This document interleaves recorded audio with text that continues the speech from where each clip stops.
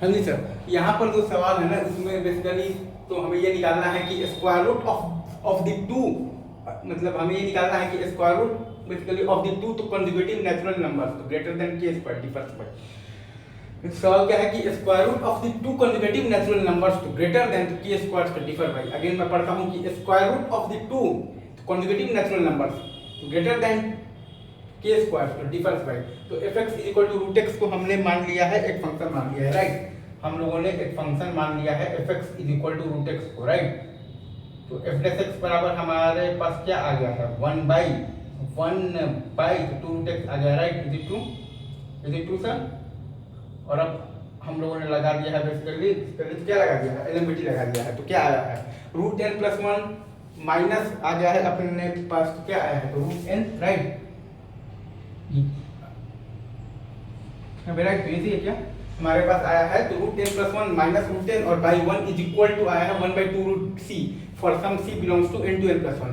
हमारे पास आया है basically under root of the n plus 1 minus under root of the n और by 1 is equal to 1/2 root c for some c belongs to n to n plus 1। तो चूंकि आपका c n से n plus 1 के बीच में है तो आपके पास 1/2 रूट n है वो आपका बड़ा है 1/2 मतलब 1/2 रूट c से।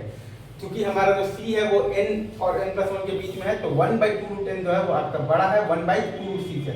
और n इज ग्रेटर देन आपको दे रखा है तो के स्क्वायर तो 1/2 रूट n दे रखा है इज लेस देन आपके पास है 1/2 के।